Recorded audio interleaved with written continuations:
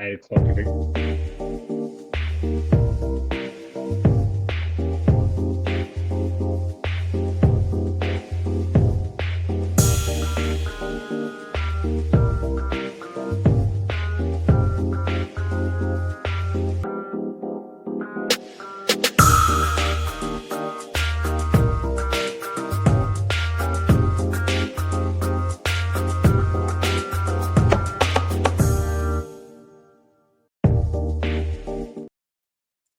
No.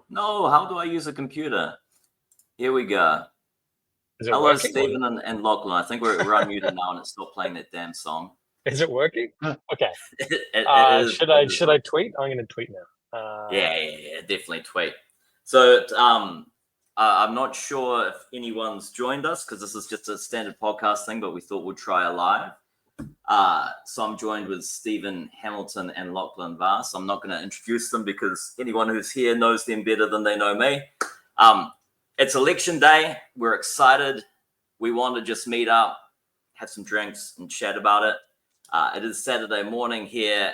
I'm going to the doctor soon, so I probably won't be drinking any beer this time. But I think, Steven, you have some champagne, don't you? Yeah, I don't have beer. I have champagne. I do. I have a fridge right there, and I have a lot of beer in there. But I was like, no, it's a special occasion. I want to crack open this bottle of champagne. Can you tell how many people? Is anyone on? That's any a way great to do question. that? Maybe on the YouTube live thing. Maybe it'll do it because there's like a YouTube live thing, isn't it? This is true.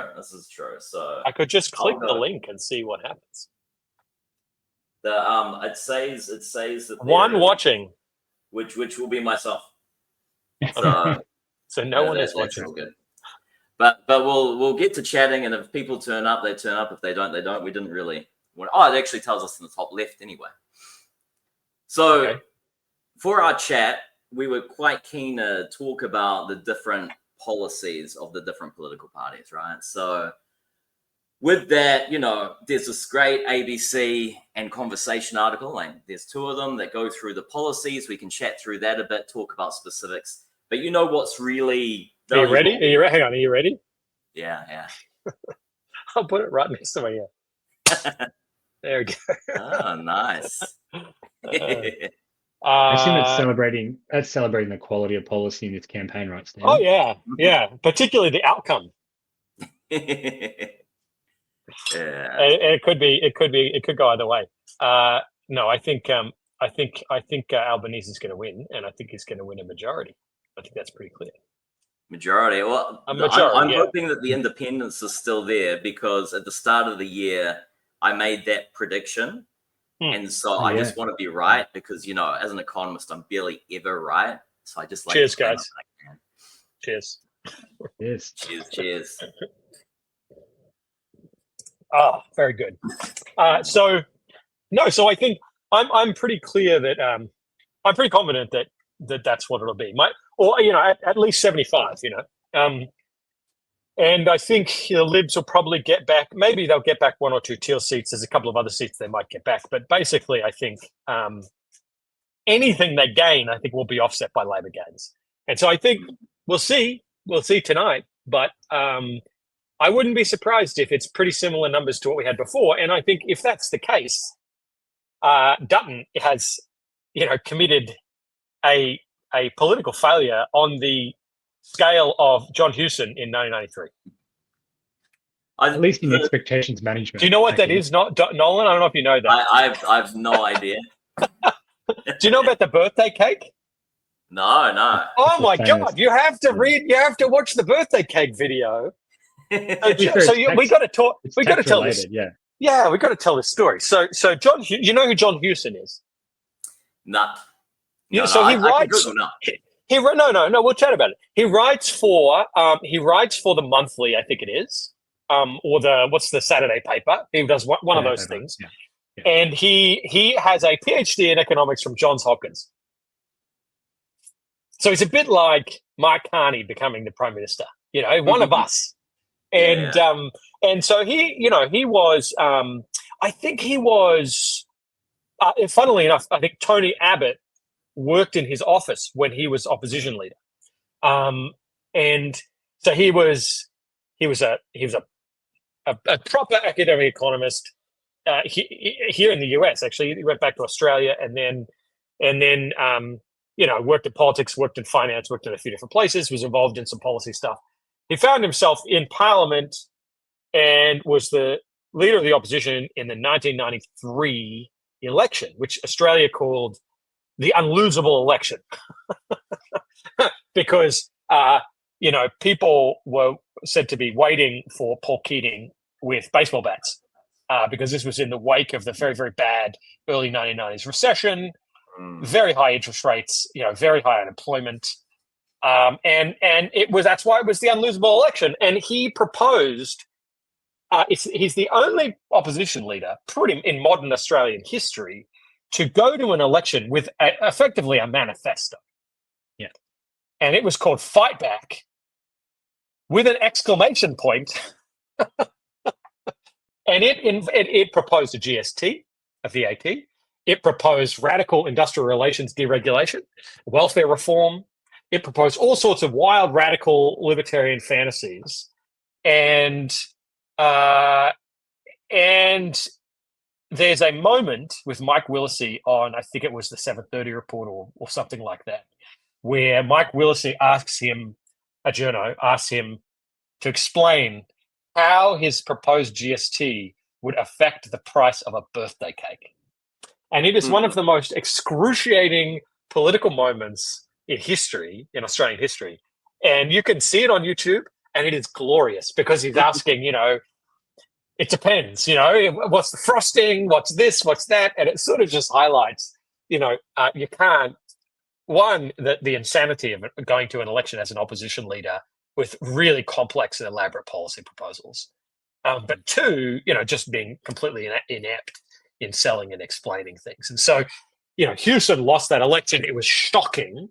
Nobody thought Keating would win. And Keating gave that famous speech saying, "This is a win for the true believers." He had toppled Hawke, just a couple of years prior. And he won. And it's gone down in history as like this epic, failure of an opposition leader. So I am putting, if Dutton does not gain seats on net, if Labor does not lose seats on net, I would suggest this is a loss for the opposition, given the context, given how bad the economic conditions are, given how, unpopular the government was in the wake of The Voice losing resoundingly and other things. If Dutton cannot meaningfully, put a dent in the government, he has, an abject failure on his sort of record. Yeah, and the context for it, right, is Trump. Like, a lot of what's affecting it is the fact that Trump's there. And I think when we think about, because we're going to be talking about economic policy today, it sort of doesn't matter who wins because the two parties have such minor differences. It's not like electing a Trump and then they're going to tear apart the Australian economy. I agree with that, but I would disagree with the. I would disagree with the claim that it doesn't matter. Really? I'd love to hear. So we can talk about that later, but I would disagree with that claim. But yeah, we can get into it. The other relevant piece of electoral history, now that we're an election podcast and not a economics podcast, based on the first. It's all the same. It's all the same thing. Yeah. it's all an endogenous system, right? So people use Fight Back under John Huston, and then the 2019 under Bill Shorten for this argument that you can't have a big target, you can't have, big policy going to an election campaign, which I think segues nicely into what we can talk about today. I don't buy that as much. I think it's in the way you package it and sell it as opposed to the ideas themselves, but happy to have that debate. Yeah, I agree. I agree with all. I think it's a bit of both, But yeah. Yeah. And then on the worst campaign since Houston, at least for a coalition opposition, I think it's been a bad campaign. I don't think they've run a bad strategy over the last 3 years. I think what they've done really poorly is expectations management. So historically, I think it's back to World War II to see a first-term government not returned in some form, whether it's minority or majority. And so when the coalition were flying high in the polls, they built themselves up. And even in recent, they've obviously got slightly different polling to everyone else in recent weeks. They've been going out there saying we can still win this. We're in a good position, and that builds expectation. So instead of winning 5 seats being the bar for Dutton, 5 seats now looks like a terrible outcome for him, right? And partly because of what Stephen's talking about here, rampant inflation, declining living standards. They've also built themselves up a lot. Whereas most oppositions would say, look, we're just going to consolidate, get back, figure out what we stand for, maybe get a seat or two. 5 is a good outcome. And then, but I suspect they won't get anything. Or with the independents subtracting from them, you reckon? Well, I just don't think they're going to make any ground. I think they're going to have, I mean, did you see Dutton's net approval rating? Yeah, news poll. In the news poll, 60-30. Maybe not to segue into things. So I've been sick and then moving house, and I haven't read any news for 3 days. That's why the boxes are behind me. What happened in the last 3 days? Talk me through where we're at in the campaign, where we're at in economic policy. They fixed the budget. I assume the coalition, they said they'd have a better bottom budget line. What's been going on? Well, let me quote the budget repair section on the ABC article. So in terms of policies, we've got a whole bunch of stuff around, we're going to ban migrants. We're going to fiddle with this. We're going to make sure we spend more and more on these different things. Then for budget repair, they've got Labor has not announced any measures dedicated to budget repair. And the coalition watched, what's that TV show that spoofs politics? And so set up a future generations fund. So in other words, they've committed to spend money, and that's somehow going to repair the budget. So realistically, there's actually almost a line-for-line episode of Hollow Men that talks about this. They get to the budget, they don't know, they don't have a big policy, and so they just come up with a number first, and they got to figure out how big the number is, and then they just call it, building Australia's future or something. So it's great that the coalition ripped that off. I want to put us in hot take mode.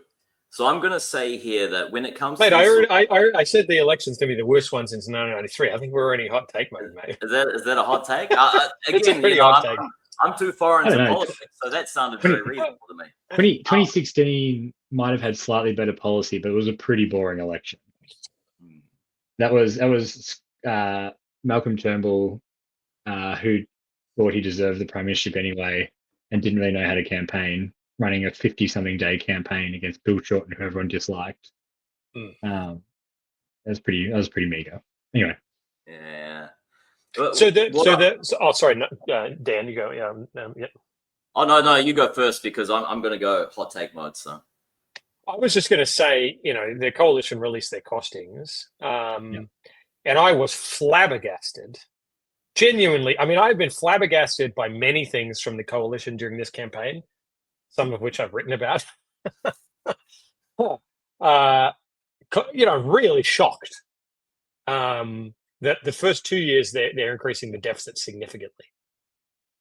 And I find that, given the rhetoric that we've heard, which has been attacking the government for its poor fiscal management, attacking the government for expanding the size of government and pushing up inflation, all of the different things, to be going to an election and not improving and making the surplus worse, the deficit worse for 2 years, I think is untenable. And I can't imagine that would have been their plan going into the election campaign. And I think that is really bad. So we'll see what voters think. But yeah, I was shocked. Yeah. And I think it's good to start at that higher level before diving to policies, I think, because when we look at both parties, they both seem to really care about fiscal sustainability. They're uninterested in the topic. They see it as like, the minister's office teams are probably annoyed hearing people talking about it. There's been good articles by yourself, Steven, by Richard Holden, by Chris Richardson, by Saul Eslake, by Lachlan as well, all saying that it's a problem. And that the minister's officers are probably like, shut up, man. We don't need to hear this. Now, I don't actually blame the minister's officers, although I would probably shrink them and increase the size of the core public service. And I don't blame the politicians either, and I don't blame the public. Because the thing is when you've got an information void, when you've just got these good articles being written in the week before an election and bits and pieces coming out, but you don't have the broad literacy about how these things matter, that's when you end up with a problem. So it's a lack of public discussion about how we need this fiscal discipline. It's the lack of economists being willing to say we shouldn't be spending on all this crap, but instead loving going out and talking about their pet policies. So I blame economists, and I blame the people that are talking about it more than I blame the politicians. And I think they need to be armed with people who will back them. I know that someone like Allegra Spender has come out and put out a proposal and has chatted with economists about it, is trying to play in that lane. But, how come it's only one person in a seat that's quite a wealthy seat with highly educated people that has the incentive to do that? When you go back to the 90s, there would have been a much wider incentive, much wider literacy about it. So is it fair to just blame economists for this? Is fiscal sustainability a big issue? Or is it more about politicians and the public, and am I being naive? I don't think economists matter very much. Are we recording this conversation? I've been on record saying that previously too. So we can scream about the deficit until the cows come home, but I'm not clear. It's not clear that now. I think we do make a difference in some sense. I mean, we puncture through in the media. We get through. We end up in newspapers. We end up on TV and the radio. Like I'm sure to some degree it gets through.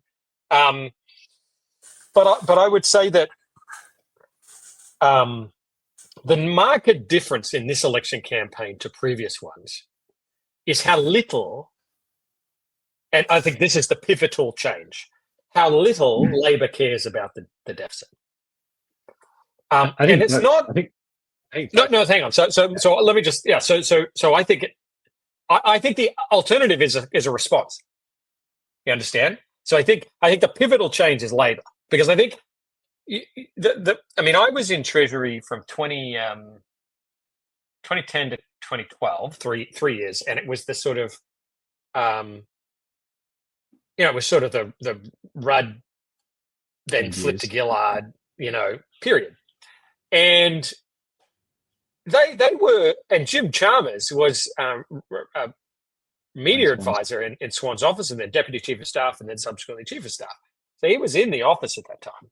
And I think that government was absolutely obsessed with a surplus. It was everything. I mean, I remember doing this. Like, I remember literally going around the department with a piece of paper trying to find offsets.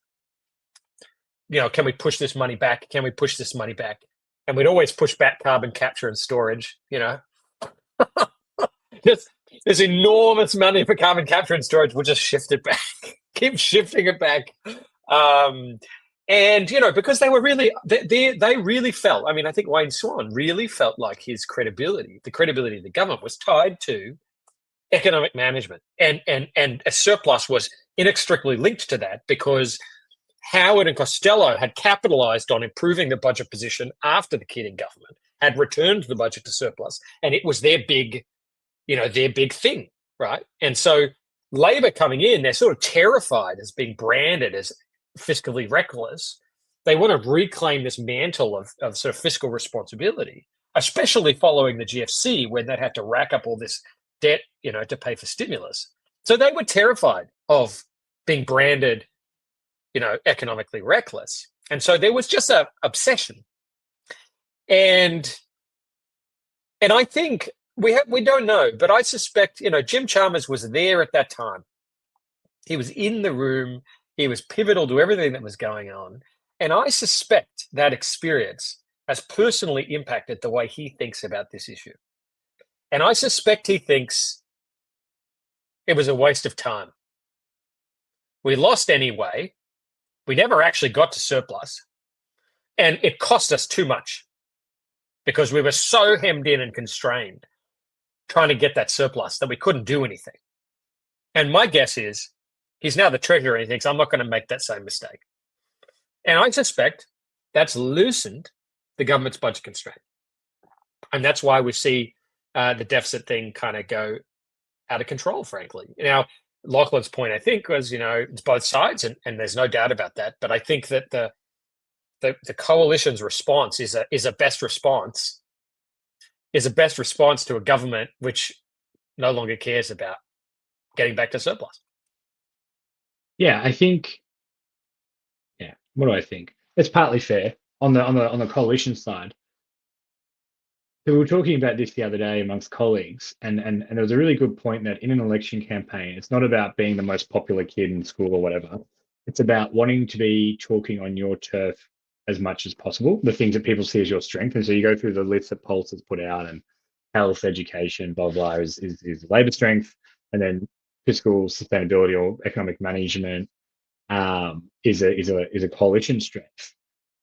And I'm not convinced the coalition's best response function is actually to loosen their budget constraint in response to the ALP loosening their budget constraint, because then they're less able to talk about fiscal sustainability and economic management as much and have that time, on their kind of, preferred turf. And so a good example is Dutton was getting up and talking about his tax cut, and then they turn around and say, well, why is this a good idea? And he's like, oh, tax cuts are a good idea. And then they say, well, you're increasing taxes, income taxes following that. And then he gets this kind of like muddled message, and then people don't really know what he's saying on economic management anymore.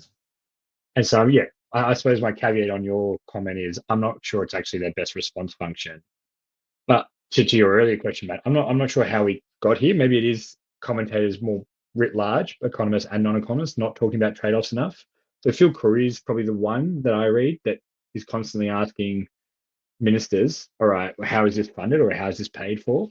But you watch the National Press Club and you watch other events, there's very few journalists who say, okay, so you're going to spend, $2 billion on X. Where's the money coming from? Or like, what's the plan? Are we increasing taxes or are we cutting spending elsewhere? It's just like, oh, tell me more about this $2 billion you're spending on X. And then people debate whether that policy is a good idea in its kind of like little ecosystem itself, as opposed to this broader context of, trade-offs. Is it the best way we should spend money? Is this the best money we can spend in healthcare? That kind of thing. So I think, look, it's hard to say. I mean, I guess I'm saying it's their best response in the sense that they think it is. Whether they're right or wrong definitely. Is a different question, right? But this is the thing. I think people don't realize this is the coalition is two parties. The National Party have never been economically liberal. No. The Liberal Party is no longer economically liberal. If you look at Scott Morrison and Peter Dutton, they're not really. Yeah, but they're market interventionists who don't really believe in the power of markets. Yeah. Yeah. So I think that a lot of people say. So I guess I'll say two things. A lot of people. Well, the funny thing is, I think they used to obsess too much about surpluses. And I actually was always railing against this surplus fetishism because I think it actually is also not optimal. And it led to all sorts of bad policy and stupid stuff. And I think that, the coalition leading, was so obsessed with getting back to surplus in 2019. They balanced the budget, right, in their last budget. They were so obsessed with getting back that we had, inflation below the RBA's target, unemployment above full employment, and we had interest rates at effectively zero at the zero lower bound at a time where we needed fiscal support to get, activity moving. But the surplus fetishism, the obsession with getting back to surplus in 2019, there's no way they were going to stimulate the economy and send the budget into deficit, right? So I don't think we want surplus fetishism either. But the question is, how can we have some balance? And I don't think we have it.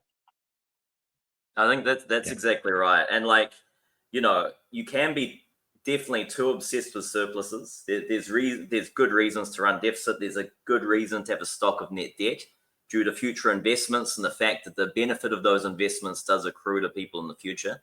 As someone who wasn't here in 2019, I'm just going to note the RBA's got a lot of responsibility about what happened between 2014 and 2019. If they'd been doing their job properly, there would have been less pressure on the government. But I won't ask either of you to say that. That's just what I'm going to say there.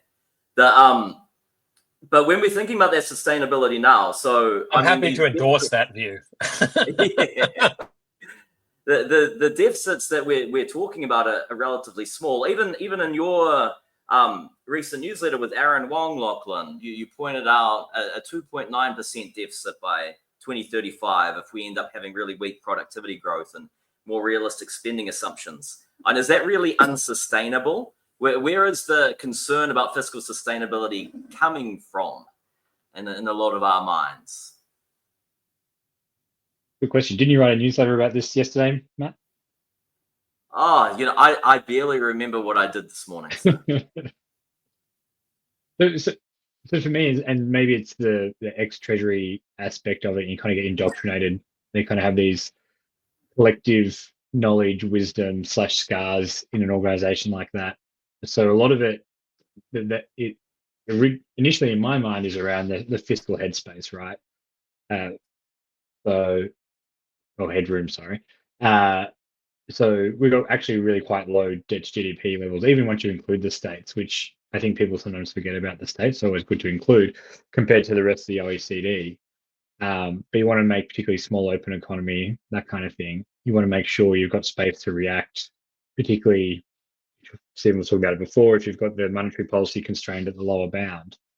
And so that's one of the predominant reasons why you might want to have a fiscally sustainable plan out into the future. I think we spoke in our newsletter yesterday, Matt, about sort of having this, fair. I don't like using the term fair, so I'll give it rabbit ear quotes. But where you're spreading kind of like investment or consumption across generations, where the government's doing it on behalf of them, you kind of want a fair contribution or allocation to that. And so if you have tax rates or either revenue jumps around or you have expenditure has to be cut all of a sudden, that's kind of like not a fair smoothing across those different generations. They're kind of the two main things that come to my mind.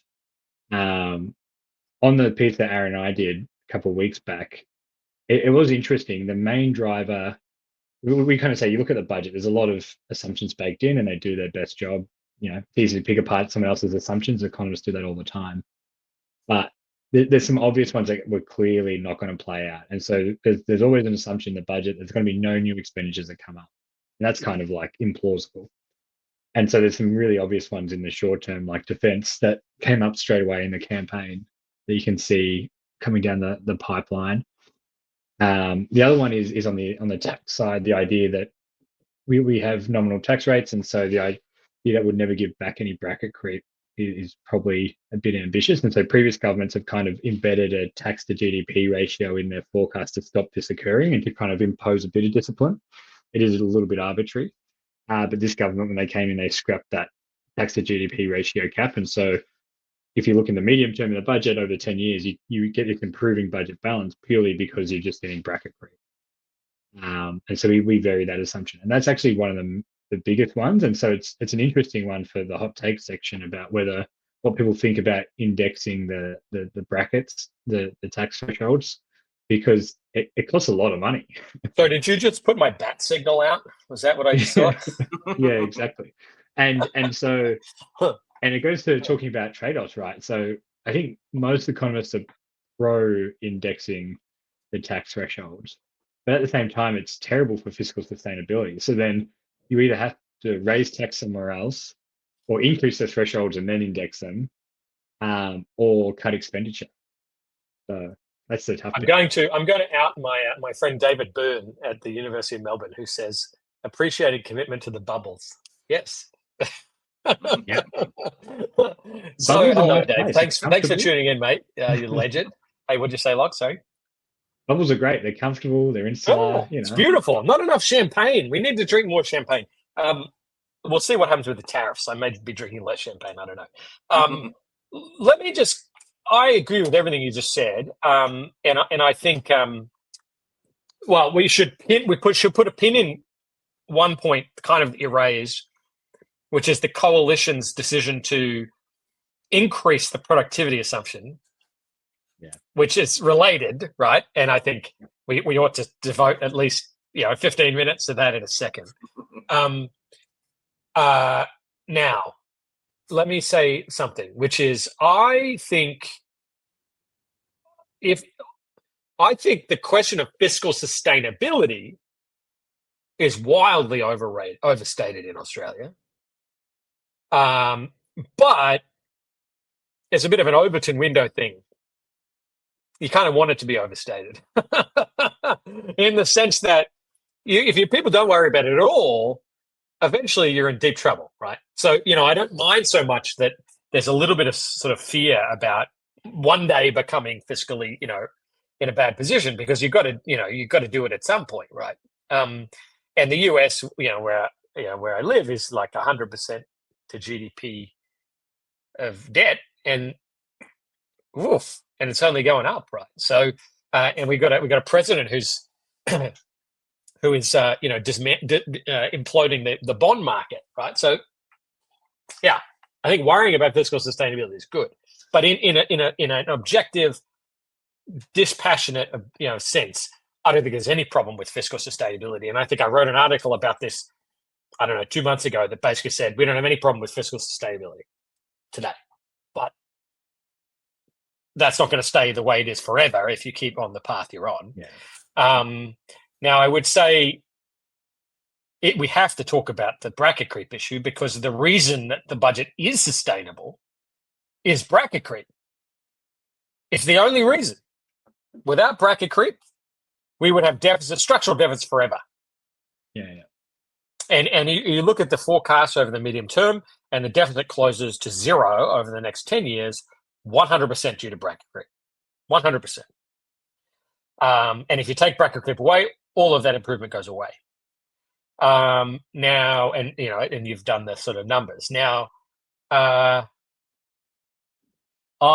question is, as you posed it, do we, and I know the Treasury Secretary Stephen Kennedy has defended bracket creep because he thinks it is both counter-cyclical, which is true, and it has it's an inbuilt,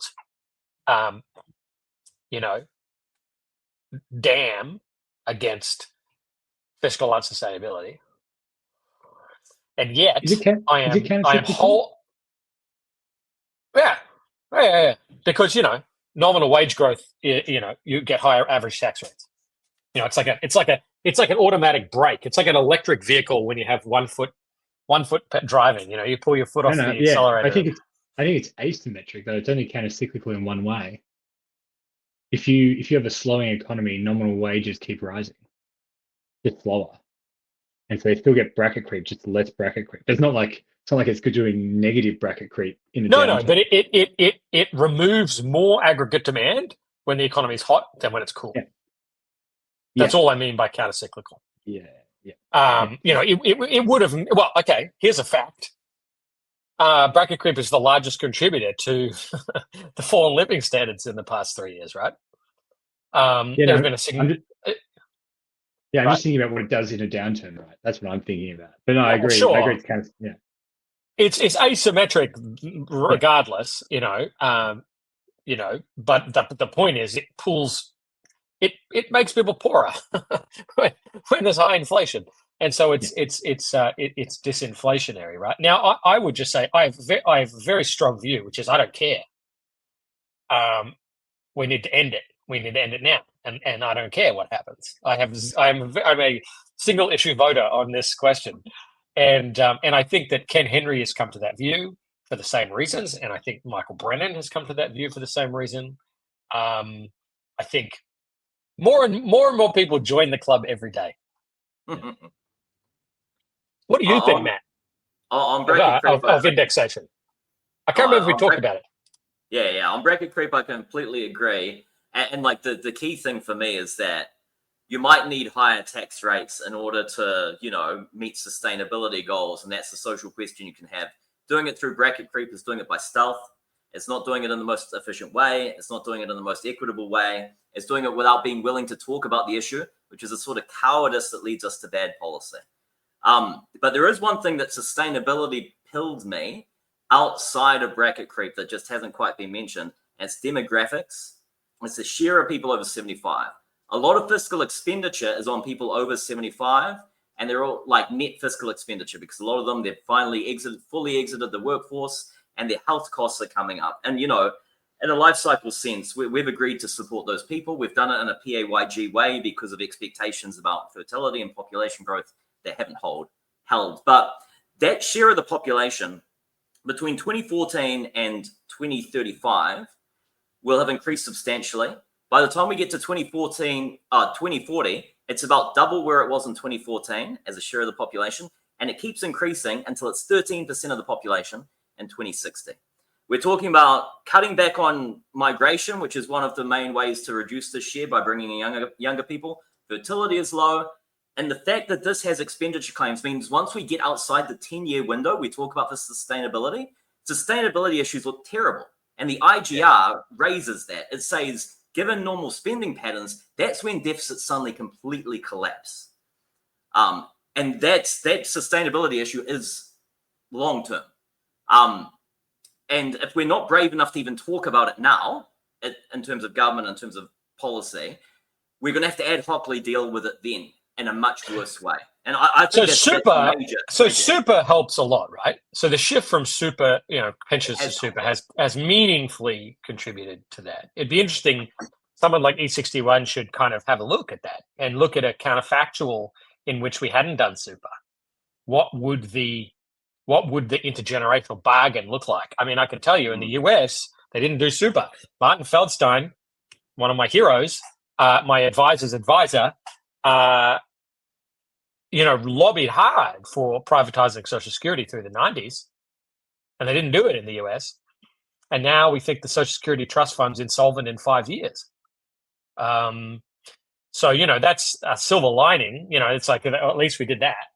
And I guess the question, it might actually using super as the having that be a hero story of how we solved this problem, to sort of talk about the problem that still remains that isn't being solved, might actually be a good device, right? Yeah, no, I think that's a fair point, and it has helped. And it's partially the reason why we aren't seeing the same pressures now, because that share's been post-COVID is when the share really started to pick up. That's when we hit that hump in our distribution. It was a bit later in Australia than it was in other countries, but it's really coming through now, and it will keep coming through to 2060. Where do we find the political will to think about that? Because I'll tell you my concern. I am a New Zealander, therefore I'm way more left-wing than you guys probably are. I want much higher average tax rates, done through GST. I just want to bring all that revenue in and redistribute it. My concern is that it's true of me. I don't know if it's true of Lachlan. Country, it stays there, and then it cuts per capita spending on people in need. People that expected to receive certain health services when they retired suddenly can't get them. I'm worried about this disorganized type of spending cut. Yeah. So when you were talking about bubbles before, Stephen, I thought you were talking about insular bubbles, and that's why I started talking about how great they are, because I live in the Canberra. No, I was talking about champagne bubbles. Yeah. I just realized. And so when you were saying, I don't know, Matt, if you're more left than me, I was going to say the People's Republic of Ainslie, but I moved the other day. Yeah, I think I am the sort of Attila the Hun of the podcast. Yeah, but so every IGR points this out, Matt, over the last, they're more frequent now.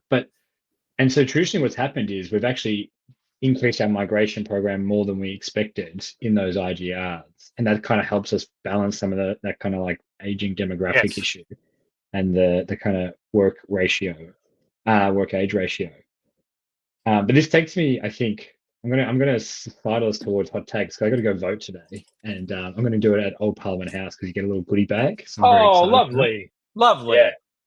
But I see there's a question in the chat from the podcast biggest fan. And it says, are policy recs between Labor and opposition very different this year? And it relates to something you were just saying then, Matt. And so my hot take is actually, how do we see the chat? I don't get it. Show chat. There's comments. Yeah, there's a box called comments on the far right. Hang on. My screen was too small. And it's a question from my favorite economist. Yeah. And so my hot take this is your spouse. Hello, that spouse. Is she in like the next room? Just over there. Oh, very good. Everyone's complaining about it being a boring election, and all the parties are the same. And so this goes to Gulnara's question: are the parties the same? I actually think there's quite a bit of difference in some of the Yes, policies, I agree. and there's actually some really big policies. I think it's just that one, they weren't prepared in much detail, so there's not much to talk about, and two, maybe it's the media intensity of the media cycle or something, but we haven't spent much time on some of the individual policies. So the idea of building nuclear reactors to have nuclear power, that's massive, whether you agree with it or not. It's a big policy. It's not a small target. And Exactly. it's Yes. expensive. Now it's uh, stupid. yeah, and it's Like, very different. if It's you're going different to to choose what a big target, don't choose an enormous, terrible target. But at least they chose a big target. yeah, and it's very different to what the other party is proposing, right? So there's Yeah. differentiation there. Um, there's even things like the gas policy opposition have, right? Um, that's kind of Also like intervening stupid. in, yeah, but yeah, I'm not commenting on the economics of it. But again, it's intervening in the market to structurally adjust the economy in a way. That's kind of interesting and again Yeah. different. It's not a small target election. It's not. No, yeah, no. And Now, even like cutting immigration, which I don't think they actually meant to say. They committed to 25% permanent cut, the opposition. Then they kind of committed to a 25% nom cut, which is much harder to do and much bigger. And that then affects your demographic trends that Matt's talking about. It affects a range of different parts of the economy and structurally alters the economy significantly. Um, Particularly because it looks like they've ruled out family visas and all those kind of things. The humanitarian cuts. There's only so many humanitarian visas. It's kind of coming from the skilled migrant workforce. So I don't think it's a boring or small election. I think there's quite a bit of differentiation about it. It's just maybe it's been so late and so much with so little detail, and the coalitions run such a bad campaign, and they don't really know what their policies are, and they've backflipped on a few of them. That's all kind of been murkied over, and we haven't been able to sort of sit down and think about it and discuss it. That's my kind of hot take. now I would say I think that's true from the opposition. I think the government has a very light agenda. Very light. I mean, what are they promising to do? Really nothing. I mean, honestly, my frustration with the government has been, the morning after the last election, I wrote a piece in the Fin that urged the government not to do anything. I urged them not to do anything because what I was worried about is that they would come to government and Labor governments often run into trouble with not having not enough to do, but having too much to do and not doing it well, doing too many things and not doing it well. And I said to them, just cool it, focus on the next election, take something meaningful to the next election. That should be your priority. Deliver what you said you'd deliver and take something to the next election. And they didn't take anything to the next election. I mean, they've taken little tiny policies, but there's nothing meaningful. And I would say, again, think about this. think about the last time. I keep going back to history, but this is good for you, Matt, because you'll learn something about Australia. Go back, War. compare this first term to the first terms of previous changes of administration. Go back to 2013 and look at the first term of the Abbott government. The 2014 budget, like it or loathe it, was pretty ballsy. It was pretty full on, right? And the degree of fiscal consolidation in that first term was pretty meaningful. They launched a tax white paper process. They ran a commission of audit. They had a 2014 budget, which was wild, one of the boldest budgets I can remember. They delivered all the things they said they would deliver, and a lot of other things that they said they wouldn't deliver. But the point is, their first term was pretty bold. Now, Abbott didn't make it through his first term. And so, a lot of these things like the white paper died and didn't get anywhere. But the first term was meaningful. Go back to 2007 with Kevin Rudd. We had the carbon pollution reduction scheme. We had the Henry tax review. We had hospital reform. We had the mining tax. We had serious ambition in that first term. Now, the Prime Minister didn't survive the first term. Go back to 2007. Go back to 1996. The first term, we had serious stuff we had inflation targeting formalized. We had the Asian financial crisis handled. We had the fiscal consolidation. We had the Charter of Budget Honesty. We had the GST in the first term. The Prime Minister did survive the first term, only just. He lost a majority at the next election. He didn't have the popular vote, but they just squeaked back in. So the theme there is governments come into office and they want to do stuff, and they don't waste that political capital, or they try and spend it. And sometimes it doesn't work out. But that's how the system is supposed to work. And this government is the first one I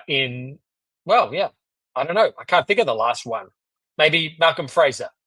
You got to go back to probably Malcolm Fraser to find a government that in this first term really didn't do anything. And I think that's a disappointment.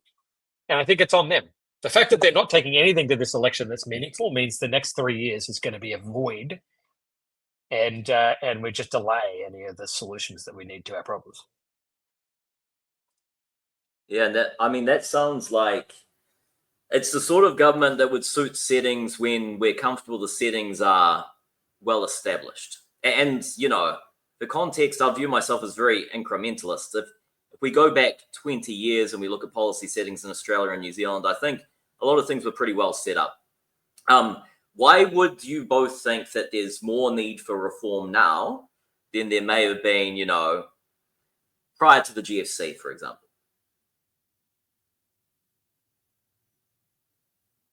Good question. I'll go first. Prior to the GFC, I was just a young whippersnapper then, Matt. I'll claim that. I wasn't really. How old are you? When were you born, Lachlan? What year? Do you want? I can give out my bank details on live TV too.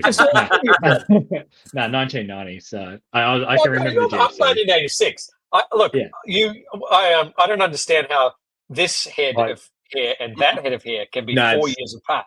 Fast approaching. Don't worry about that. That's why Matt, what year were you born, Matt? Facial I'm 83. I'm the oldest one. Whoa! I was actually a working economist during the GFC. Yeah. I was a metro broadcaster. Whole different life. Anyway, go on, Lachlan. Keep going. No, I remember the GFC well because that's kind of my introduction to economics in a way. There was Kevin 07 as well, which kind of was the introduction to politics as well. So it was all a very fun time. And I just remember I spent most of my money at this time just reading newspapers, buying newspapers, and fascinating times. We're the same person, mate. Sitting at uni, going to uni and buying, well, maybe you didn't do this because you're a huge, lefty, but I used to buy the Australian. I used to go to the UQ newsagent, buy a copy of the Australian every day and go and sit in the Great Court and read it. Read the comment section and, read Paul Kelly. And I recently caught up with Paul Kelly and I said to him, mate, this is like amazing because little Steve back in, 2004 used to sit in the Great Court of UQ and read you in the newspaper. So it must be our type, Lachlan. We're the same. We're the same person. I read all newspapers. I don't discriminate. I spend most of my income on various news subscriptions. My favorite at the moment is actually Capital Brief. They're doing a great job. So I agree. Very good. Yeah. Love Jen Duke. Yeah. No, they're very good. So I actually think, again, maybe not the answer you're expecting. I don't think there is more of an impetus now than there was pre-GFC.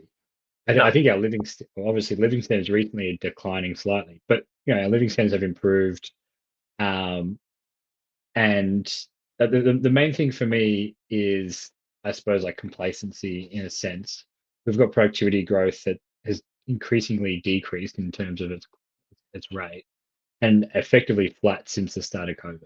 Like no productivity growth, which it's not the end of the world. The whole we bang on about productivity a lot, but it's not everything. There's more things in life. But it's almost everything. It's almost everything. I didn't mean to go there, but you can't help yourself sometimes. And so I think the risk is if you're too complacent on it, in 10 years' time, you start to feel the bite of zero productivity growth, and you go, "Oh shit, we've got to do something about it." But there's no like clear lever you pull, and that says, if you want productivity growth, pull this lever. There's a question of what's effective and then how you pull that lever, and there's cost to pulling that lever. And so then you get into a world of you might start pulling levers as the wrong levers because you haven't really understood the problem. And then they take another 5 to 10 years to kind of flow through into the economy. And so I think that's the risk. And so that's why we need to be talking about it now and thinking about it now and figuring out what we can do now.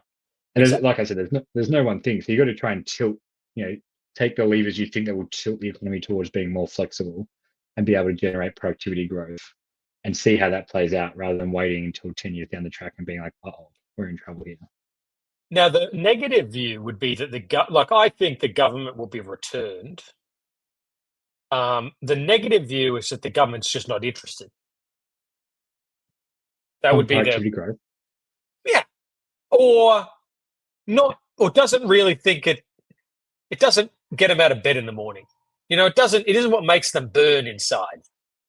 Like I wrote a piece recently about like prosperity first, and I was trying to make the case to say you got to this got to burn inside you like a thing that you're just obsessed with. And the pessimistic case is that that's not what they get out of bed in the morning. That Jim Chalmers doesn't go to bed thinking about how to boost productivity. It's just not the kind of guy he is. That's the pessimistic case. The optimistic case is, they came to an election without a platform because they got elected on the basis of not being Scott Morrison. They had a voice to Parliament, which was a political disaster and sucked up all of their kind of oxygen. I said a political disaster, saying nothing of the merits, but clearly politically it was bad. And that kind of blew up their first term.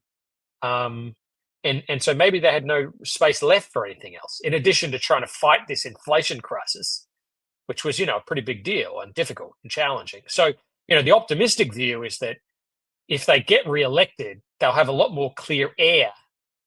Yeah. And we'll get to see what they're made of, because now they have no excuses. And I don't want to give too much credit, but to give them some credit, they've got a productivity fund that's kind of modeled on the NCP, the National Competition Payments, where they put up, I think it's $900 million for the states to do stuff that's competition enhancing. They're doing a little bit about Sparky, occupational recognition. What's the thing in the budget? The non-compete clauses. Non-competes. Yeah. Yep. There's a little bits here and there. I'm a big fan of the tax policy stuff, cutting the marginal rate from 19 to 14 and doing standard deduction. Big fan, excellent. So there's little embers. There's little embers there but the question is just, is this? I mean, maybe you just hope that Jim Chalmers cares a lot about his legacy, and if you want to be seen in history like Paul Keating, you got to do big things. Yeah, and that's a trade-off facing policymakers, right? Like there's costs to doing some of these things, and they're potentially only around for 3 years, and they won't see most of the benefit of it. So it's kind of like you need them to be caring about their legacy or thinking they've got another step, maybe the prime minister in the future, to make them care about the things in the short term. On legacy, so since I'm older, I'm going to do the old man thing and say, I think when people are thinking legacy, they're getting on in years and they will they'll imbue the framework and the types of products they see are given to them. So if economists have built a strong narrative around productivity, if they've built a strong story around it, that can be taken on. Someone can say they're doing a legacy product for that. In the same way, if someone has gone and pushed really bad policy, someone can take that up as their legacy as well. So I would just note that point and use it as a segue to Tom's questions. Scream it from the rooftops.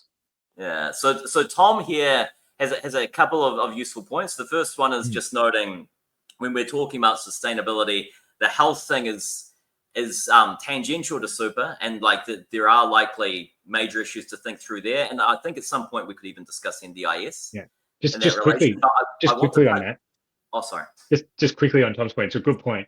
Although it doesn't, that's the way it is now. It doesn't mean it has to be that way in the future. So, for example, aged care used to be, it is quite heavily government funded, and now there's been some changes that increases the user contribution, and I'm not an aged care expert, so I don't want to talk too much, but I think it's based on wealth and assets.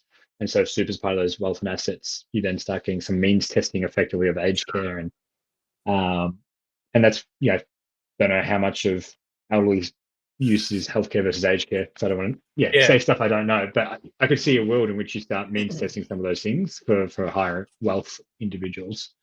But he's right that at the moment it doesn't help with that.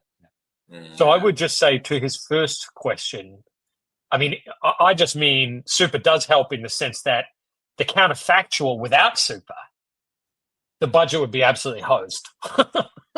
So, good. Imagine that counterfactual. Look, I mean, come to the US, the budget is absolutely cooked, and the Social Security Trust Fund is insolvent. I mean, it's going to be insolvent in 5 years. It's like it's a genuine fiscal kind of problem, and we don't have that problem. That's all I meant on that. And then this Tom's second question, which is that what you just talked about or not? No. So that one still needs to be read out. As the text man, I'll pass that on. I was going to say, I'm going to step out to you guys on this one. He says Australia does not. I feel Australia does not have an income inequality problem, but an asset inequality problem. Wouldn't it be better to lower income taxes and increase asset-linked taxes? I take issue with the premise. This is all over again, isn't it, Matt? I'm taking issue with the premise of the question.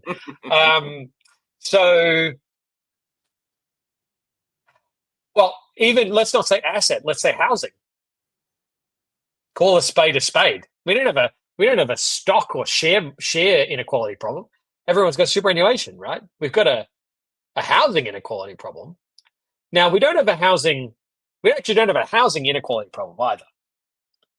Because there's very few people who don't have a house. And we can kind of we should be able to solve the marginal issue, but we haven't done a great job of that, but we can. The issue is, home ownership inequality. And you just have to ask yourself if you think that's a problem. There's two paths. There's a path where we turn into Germany, where we just decide that, you don't need to own a house. What's the big deal? And we have to have a whole institutional structure that suits that outcome. Or we have mass liberalization of the housing market, like Auckland. Matt, you'll be familiar with that. And we no longer allow housing to be this nest egg. So they're the two options. I don't really have a view on which one is better.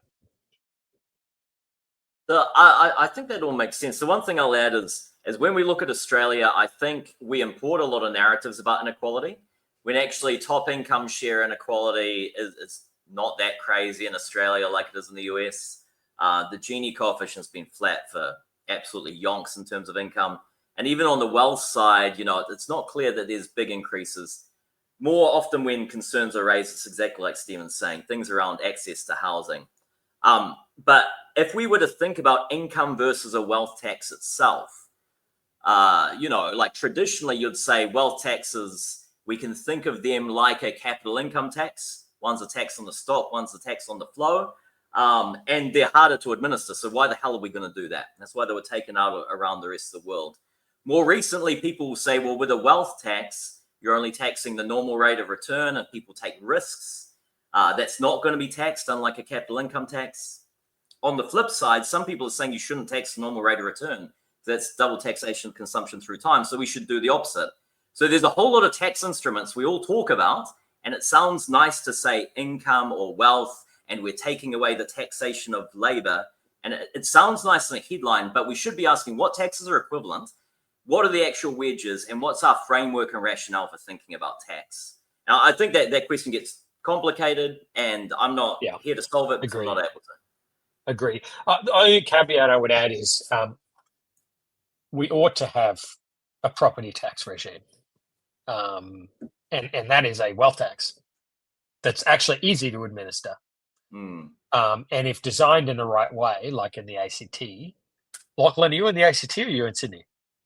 I'm in the ACT. I just bought a house Thursday. So. Yeah, so you'll pay land tax. No, not yet, but eventually. They've already got it. Anyway. but then the regime is in place, right? So, and the ACT does a pretty decent job by the standards of governments in removing the improved value from the tax base and trying to make it efficient. And I think we could rely a lot more on that as a house. And if we had significant land taxes, we got rid of stamp duty. I think that would meaningfully improve the functioning of the housing market. It would reduce house prices. It would be good, right? So that's a simple change that we could make. And I don't know a single economist who would disagree. Maybe, I don't know. I do have another. I've got to head off soon, but you guys should keep going. But I do have another hot take. I've been thinking. Well, it's not really a hot take; it's a prediction. I think. So I think we're all working on the assumption of a return Labor government, right? Whether it's majority, minority, which says a lot about the coalition campaign. Unless there's some insane poll herding. I was looking at some blogs on poll herding last night. Yeah, looked like I thought about that too. Yeah, I thought about it. Doesn't look like as much as 2019. I think there'll be another tax white paper, is my prediction. That the government will then take to a third election. Because they've committed to no tax changes beyond what they've got in their platform. And I think that's fair enough. Yeah. So I think, we've had, since Ken Henry, we had Rethink. Was there another one? No, but that wasn't actually a tax white paper. Okay. They did a discussion paper, and then the Prime Minister switched before the actual white paper came out. Yeah. So we haven't had anything since the Henry Review, actually. It's been 15 years. So I reckon we could be in the market. So it'd be a good time to be a tax economist in Australia, I reckon. Yeah, and I think the risk, and we might have talked about this, Matt, before, but I think the risk there is bad policy. And something I want to, and maybe I think I'm going to write something for the Fin for Monday's paper, sort of talking about a re-elected government, what it should, presumably it will be re-elected, and if it is re-elected, what they should do. And I think what I really want to impress on them is, you and I might have different values, or we might have different, social welfare weights. But we ought to be able to agree on, if I take as given your preference for redistribution, we ought to be able to agree on the best way to implement that. And I think where I've disagreed with the government over the last 3 years is not, I think you hear Jim Chalmers frequently in press conferences say, commentary by right-wing commentators or, partisans, he calls them. And, no doubt, at least once that's referred to me. But my critique of the government has absolutely nothing to do with ideology. Because I can say, I have friends in the Labor Party, lots and lots of friends in the Labor Party. I have more friends in the Labor Party than I do in the Liberal Party. And I can say to them, mate, you tell me what you want to achieve, and I'll help you do it. There's a huge space ought to be a huge space of objective agreement, conditional on our values. And that's what I'm disappointed by the government, is the policy has been bad, even if you're progressive. And so what I worry about going forward is we don't make that, we don't bridge that gap. The inefficiency of it all. So I think the good example there is the student HECS debt cuts. Right? Yeah, so I was going to say, I was literally going to say that. It's the most infuriating thing. But I understand where they're coming from in terms of, there's some, higher education is expensive now, and we can argue about it should be expensive. People get private returns. We can argue about all of that. I actually don't think it is expensive, but yes. But there's a relative question. But let's take that as given, and they want to fix that. And so instead of they had a higher education accord, a higher education accord, a whole review process. Instead of implementing or taking policies from that and trying to do whatever they want to do at the front end of the system to adjust the fee setting basis, they've gone for a really lazy, rather than doing that, we're just going to cut 20%. And we're not going to target it. We're just going to give everyone a 20% cut. And it's just the laziest, regressive, poor policy. It's shocking. It's And shocking. and you could The almost people who should be most angry about that policy are progressives. And you could almost see the Americanization of it in the way they advertised it on the socials. Student debt forgiveness? Yeah. Come on, guys. You got to be joking. Are you sure you want to emulate the Biden administration?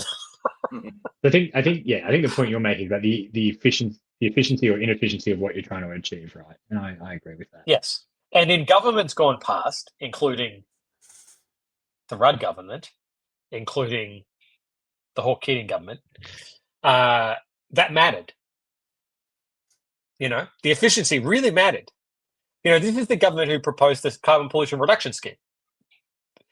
This is the government that proposed the resource super profit tax. Yeah. These are policies that would be considered neoliberal, derisively. And they've lost that. They've lost that respect for basic, rational kind of frameworks. And I think it bit them hard in this 3-year period. I think they feel vindicated that inflation is finally back in the target. And I'm like, dude, inflation's been out of the target for 3 years. That's really bad. That's really bad. It didn't need to be that way. And I think that you get mugged by reality. It's not that. Put it this way: it's in your own political interests to respect the laws of economics. And if they'd respected the laws of economics in the last 3 years, they'd been in a much better position today. And I worry that going forward, they will take the wrong lesson away. They will continue to say economics doesn't matter. Murray Watt, the employment minister, was out saying that we can have wage increases without productivity increases. Yeah, I saw that. I mean, we can. It's not going to end well. We absolutely can.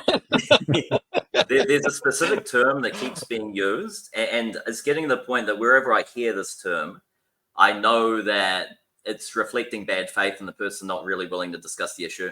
And it's discussing, and it's different when you have it in a conversation with someone to where you hear this in public. So it's when someone says we're doing this policy because of political practicality, or ultimately there has to be this political thing around it. So rather than trying to understand what's first best, is that actually a politically feasible? That's the term, politically feasible policy. Stop talking that way. Yes. Figure out what first best is, describe it to the public, talk about the trade-offs and options you can do around it, and then work out feasibility from that. Don't start from, I'm going to guess what's feasible. Yes. Because what happens then is you just, and again, I'm going to say this is just from me, not from you guys, because I'm going to be contentious now. This is effing ministers' offices trying to say, look, we want to do X. Our minister's concerned about this issue. This is feasible. Whatever our brain fart is that we've just come up with, we're going to push this and say it's feasible and ignore what experts are saying and the way it's being talked about. And the more policies done like that, the more dangerous it becomes and the further we get from good discussion. And then people in public don't trust what's happening because of that. So I just think that's been corrosive. And I've seen that increase over the last decade, no end. Both in Australia and New Zealand. This is not an Australia only issue. And I think that what that highlights, Matt, and I agree wholeheartedly, what that highlights is the importance of process. And we used to, and this was epitomized by the Rudd government. Now, again, the Rudd government's a hard example because they burnt down in flames. So it's hard to say do it like Rudd did it. But Rudd had his own issues. But if you look at the CPRS, I think the carbon pollution reduction scheme, that is an extraordinary policy making process. Now, it didn't get up. And I think, frankly, it didn't get up because Rudd balked. He balked. And if he just stuck to his guns, it might have worked and he might have stayed Prime Minister, right? But I think the point is, go back and look at the policy process behind the carbon pollution reduction scheme. They had state-based emissions trading schemes. pre-2007, and all of the states were Labor governments. And they collectively, with the states, the state governments, and Ryder's opposition leader, commissioned Ross Garnaut to do the Garnaut review. So he went away and he did an independent review, and he recommended an emissions trading scheme. Then they came to government. They set up a green paper process, and then a white paper process, and then they produced legislation. And there was a huge amount of consultation and with a huge amount of work to make sure everyone was on board. And ultimately, unfortunately, Tony Abbott challenged Malcolm Turnbull for the leadership, and the whole thing burnt down in flames. But, that's just bad luck in some sense. I think the point is the process is what guards against all the things that you're talking about, Matt. It makes sure you have a proper process. And if you look at all the bad policy outcomes, there was no process. I mean, the coalition's mortgage interest deduction that they cooked up in the last minute of the campaign, Treasury would never have let that get out of the lab. If they were the government, Treasury would have, walked over broken glass to prevent that from becoming policy. And I know in the past they have, when various ministers at times have wanted to do it. And when something escapes that process, you get bad outcomes. So I hope, Lachlan, your point is true, which is that it's a tax white paper process. It's actually a process that can involve, proper consultation, proper input, proper scrutiny. That's what I would favor. Yeah, nothing gets the people going like process. As an ex-bureaucrat, I love it. I do have to run, but I'm going to leave you guys to it. I see there's comments piling up, and one of them is from our colleague Matt Maltman, asking for political betting advice. So I just firstly state can we talk about that? Let's just briefly talk about that before you go. This is general advice in nature, whatever you got to say. Hey, Phil Jameson. Phil Jameson is my mate here at DC. He's an Australian, and he's in DC. He's asked a question. So the political betting advice. I haven't put any money. I haven't put any money on this election. I won the last federal election. I netted about $2,000. Wow. I bet on like Tangney. I had an insane betting thing. I bet on the seat number. I bet on everything. Who gave you the inside word on Tangy? I don't think anyone was betting on Tangy. Mate, I'm an oracle. I have friends who work in each party, and so I get they tell me, what the inside polling is saying. I haven't done any betting this time. You're a big follower of dolphin trainers. That's a guy who won Tangy. He's a dolphin trainer. Yes, I know. So Matt's question, is Dan Tehan going to lose his seat? So Dan Tehan is the opposition immigration minister, I'm pretty sure. And he's in the seat of Wannon in southwestern Victoria, God's country. And he's being run against by Alex Dyson, ex-Triple J host for the Kids on wow! I used to love Alex Dyson. I didn't know that was the same guy. That's fantastic. Yeah, I think he did it as a bit of a joke the first time, and then the second or third time he came close, which was last election. And I used to listen to him on Triple J. Yeah. Yeah, the odds are the even odds. So wow. Yeah, it's hard to say. I haven't really been on the ground there. I suspect. Are you from Victoria? Yeah, I'm from down south. From near Ballarat. So that makes me feel differently about you, but anyway, carry on. I'm used to this cold weather in Canberra. I think he'll come really close and fall because I understand the coalition put a lot of money into the electorate and a lot of attack ads. I think that's the last hurdle. But you need kind of like a it's time or anti Scott Morrison sentiment, and they just don't have that to get him over the line. So I think that's the risk there. But I'd love to see him get up. His campaign symbol is orange kelpies. He doesn't have cornflakes, just has orange kelpies everywhere. That's great. Which I love. And then who will be the opposition leader if the polls are right and the ALP is returned? I think Peter Dutton. This is a very no. Dutton's gone, mate. Dutton's gone. No, they got no one to go to. Okay, list out the shadow ministry. List it out. Who's in the shadow ministry? Dutton. I mean, if Dutton has had a terrible campaign by any measure. Yeah, great. I frankly think the people have got a look at him and have decided, nah. I mean, that news poll with 60 unfavorable, 30 favorable is extraordinary. That is like Tony Abbott after he did Knights and Dames level of bad. Okay. So he is not going to win another election. I don't think anyone in that party will believe Have you he can seen win the another Christopher election. Pine interview about that? You got to watch it. The Christopher Pine interview, Annabelle Crabb. Oh no, I interviews him. have. Yes. Oh, He couldn't believe it. it's So good. Dutton. I mean, honestly, we were all waiting to see what would happen, and I think people got to look at the merchandise and they realize they don't like it. I think that's. I mean, we'll see what happens tomorrow, but I think that's what happens. So, I think, I don't think there are a lot of alternatives. I think a lot of people talk about Andrew Hastie, but he doesn't have a lot of experience. No, too experienced. And I think the only option is Angus Taylor. He's the only option. There's no other option. And so I don't know. Dutton cannot continue. If Dutton doesn't make any meaningful gains, he has to step down. And I think there is literally the only other option is Angus Taylor. And I think that's what they'll do. There could be a bottle of champagne on this, I reckon, Stephen.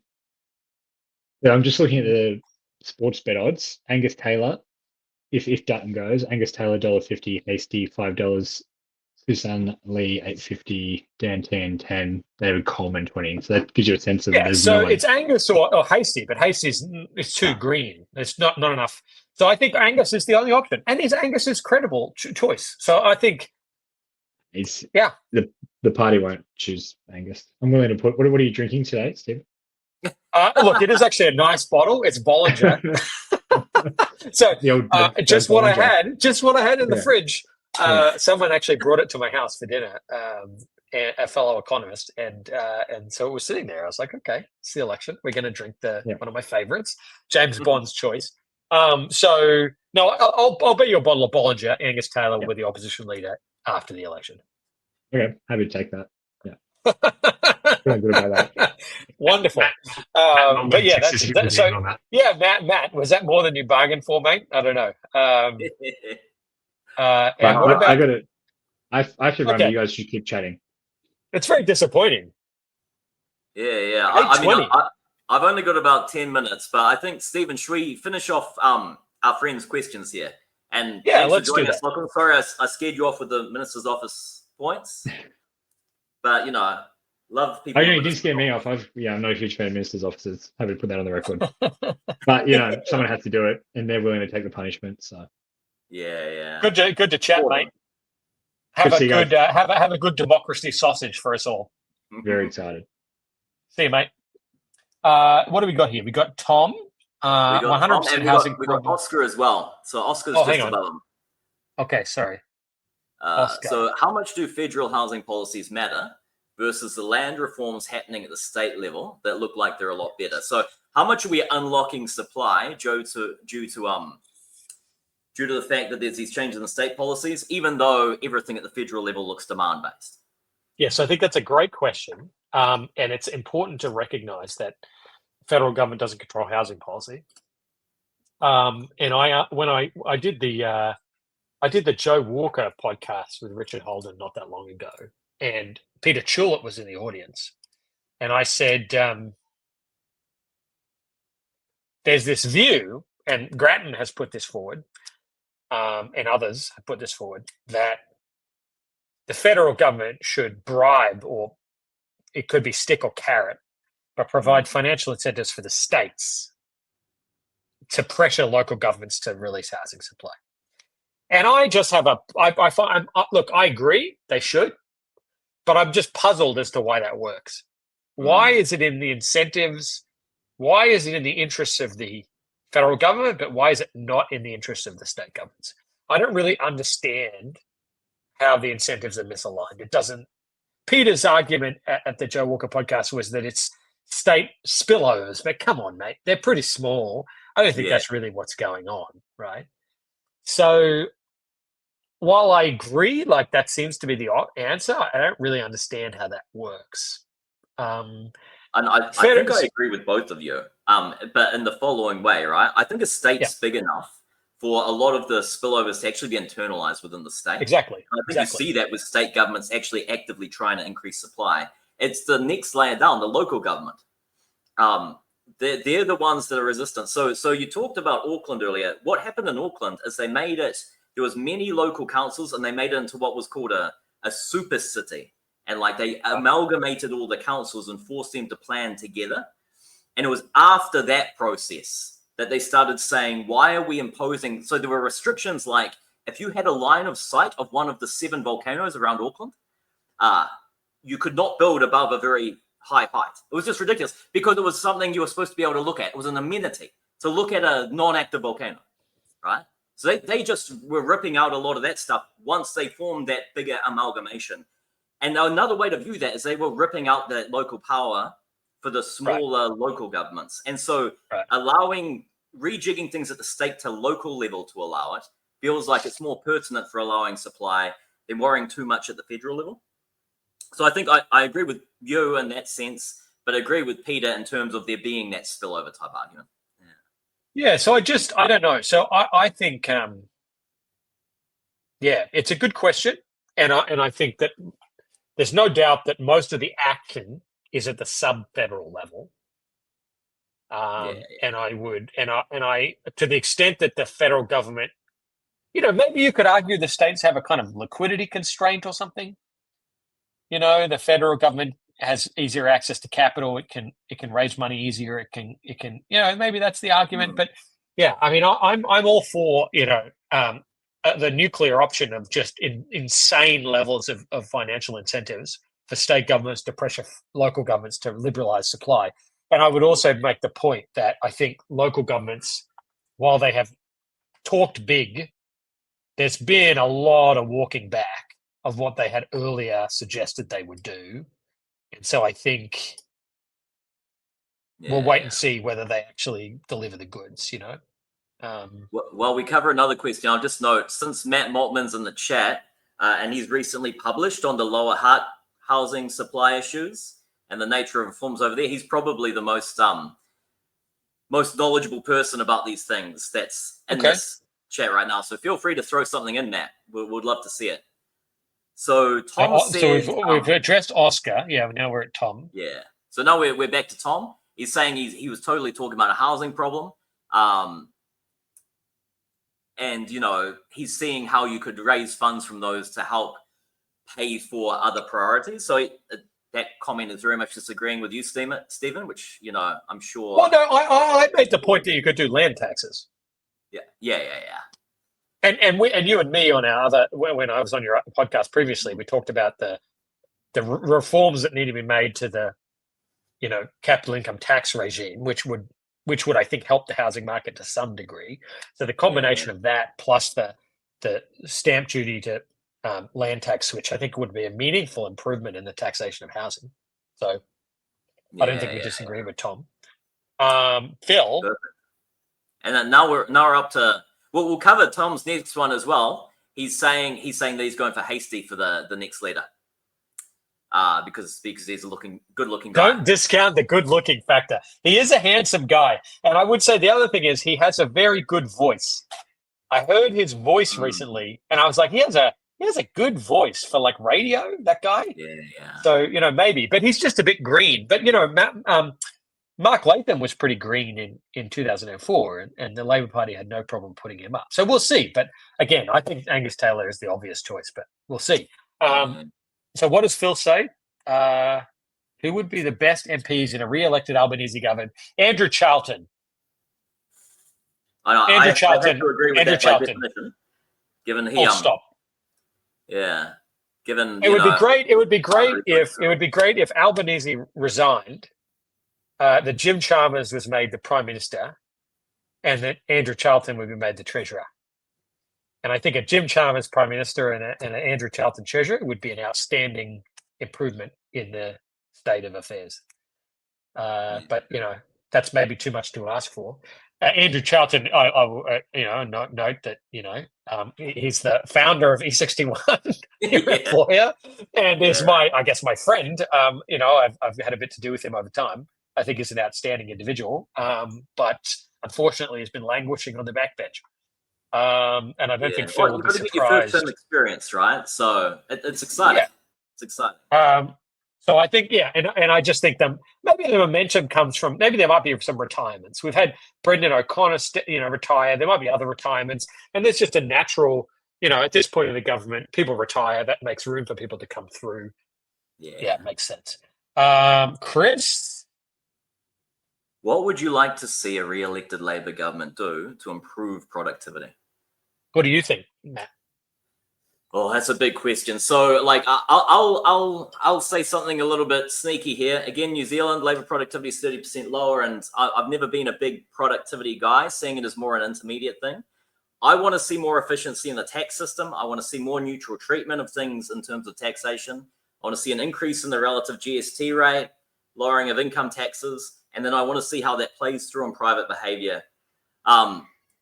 It could lead to some productivity increases, but even if it doesn't, it's an increase in efficiency. It's an increase in people meeting, improving their social welfare.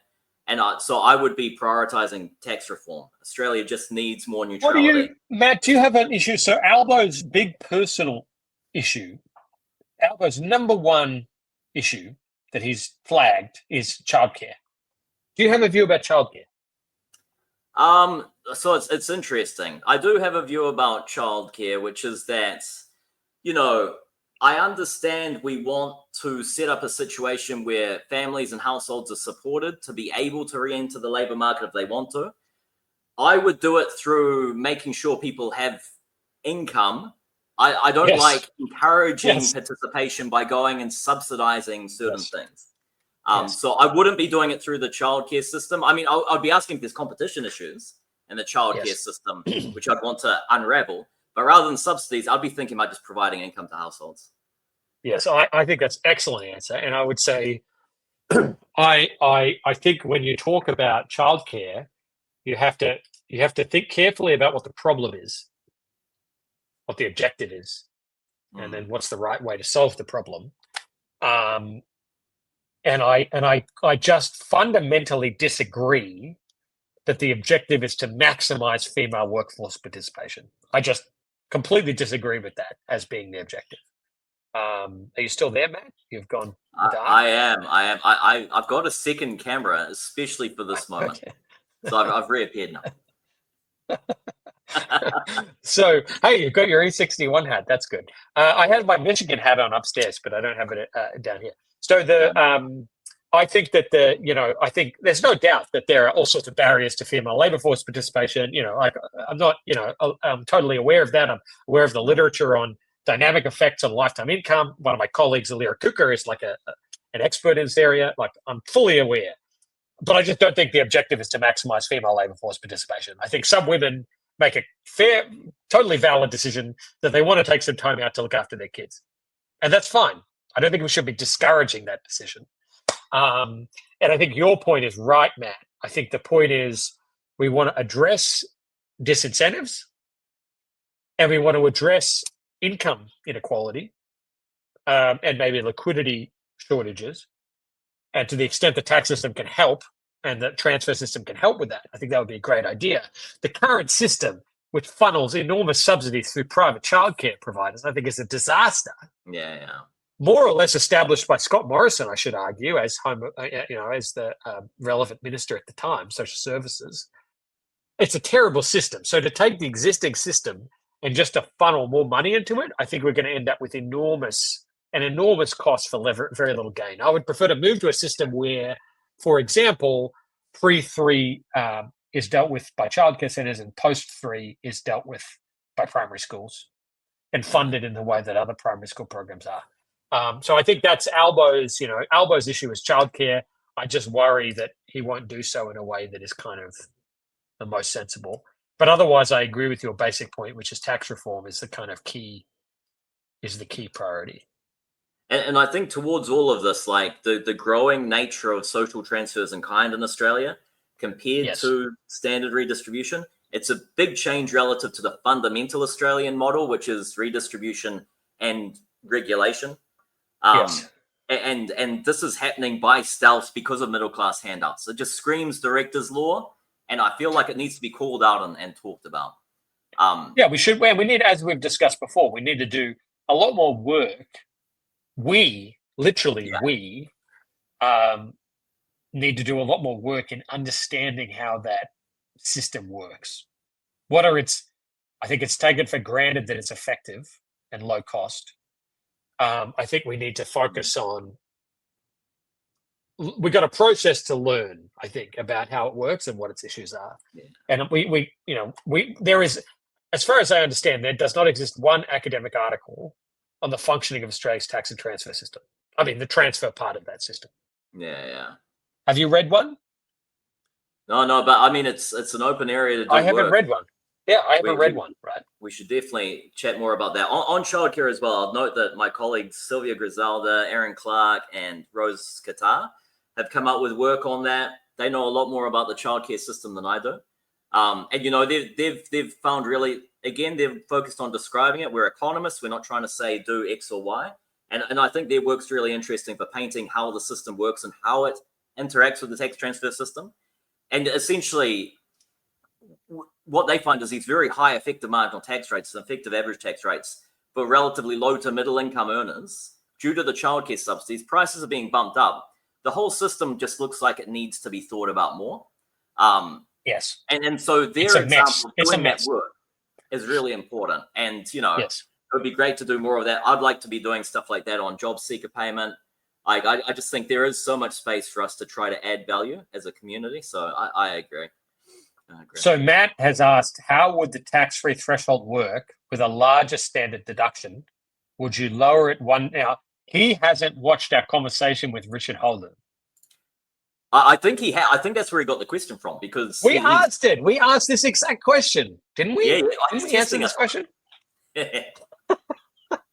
Which is, no, you wouldn't change the tax-free threshold, because if you, as I said when I responded to your question during the other podcast, if you offset it with a reduction in the tax-free threshold, you're making people worse off, right?